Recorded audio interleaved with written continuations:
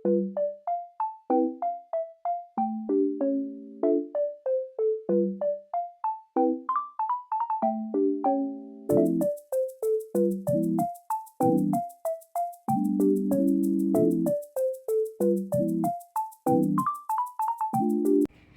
Everyone, welcome back to my another video. তো আজকে তোমাদের সাথে আরেকটা ডেইলি ব্লগ নিয়ে চলে আসলাম। ফার্স্টে হচ্ছে আমি আমার টেবিলটা একটু ক্লিন করব, কারণ আমি হচ্ছে অনেক দিন ধরে ক্লিন করি না। লাইক মাঝখান দিয়ে হচ্ছে আমার এক্সাম থাকার কারণে আমি একদমই টেবিলের কাছে যাই। মানে তোমরা হয়তো মনে করবা যে আমি এই টেবিলে হয়তো বসে বসে পড়াশোনা করি, বাট এমন না। আমি হচ্ছে যে বড় একটা টেবিলের মধ্যে পড়ি, আর এখানে হচ্ছে যে ভিডিও মেক করা হয়। আমি হচ্ছে পড়ার সময় একদম হাত পা ছড়াই দিয়ে সেরে হচ্ছে যে পড়ি। অ্যান্ড আমি হচ্ছে যে পড়তে বসলে একটু পরপরই মানে 5 মিনিট পরপরই উঠি। লাইক এক একটা জিনিস আনতে ভুলে যাই, দেন ওইটা আনা হয়, তারপরে আরও টাইম লস হয়। অ্যান্ড আমার হচ্ছে যে আধা ঘন্টা পরপরই ব্রেক নিতে হয়, না হলে আমার কেন জানি মনোযোগই বসে না। তো আমার হচ্ছে এই ফটো কার্ড হোল্ডার যে মানে উপরের কিরিংটা ছিল ওটা হারায় গেছে, তো এখন আমি এটা গ্লু গান দিয়ে গ্রিডে লাগাই দিই। বুঝি না আমার সাথে কেন এমন সবসময় হয়। লাইক আমি যখন ভয়েস ওভার দিই তখনই আশেপাশে অনেক বেশি নয়েজ বেড়ে যায়। লাইক একটু আগে যখন ভাবতেছিলাম ভয়েস ওভার দিব তখন এত একটা নয়েজ ছিল না, বাট যখন দেওয়া স্টার্ট করছে তখনই আশেপাশে নয়েজ বেড়ে যায়। লাইক উপর দিয়ে হচ্ছে যে মানে উপরের তলায় কেউ একজন মার্বেল ছুঁড়ে ফেলতেছে। আমি যে ড্রেসটা পরেছিলাম এটা হচ্ছে যে আমার বার্থডে ড্রেস, বাট আমি আনার সাথে সাথেই হচ্ছে যে পরে সেরে ভিডিও করা স্টার্ট দিয়ে দিছি।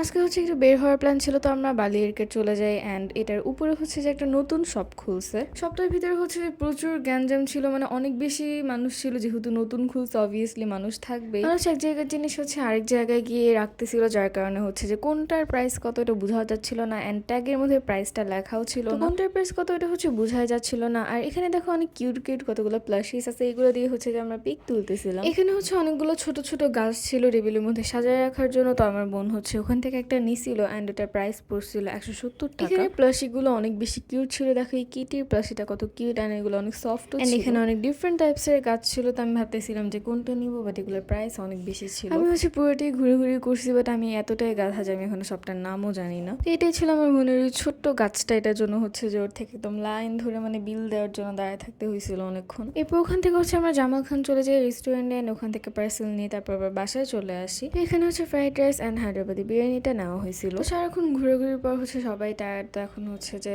মুখ টুক ধুয়ে দেন এই ক্রিমটা লাগাবো, এটা হচ্ছে নিউ নেওয়া হয়েছে। এটা দেখতে কাইন্ড জেলি টাইপের ছিল, কিউটি লাগতেছিল। আজকের ব্লগটা বেশি বড় হয়ে নেক্সট টাইম কি টাইপের ব্লগ নিয়ে আসবো তোমরা অবশ্যই কমেন্ট করে জানাবা। Bye bye.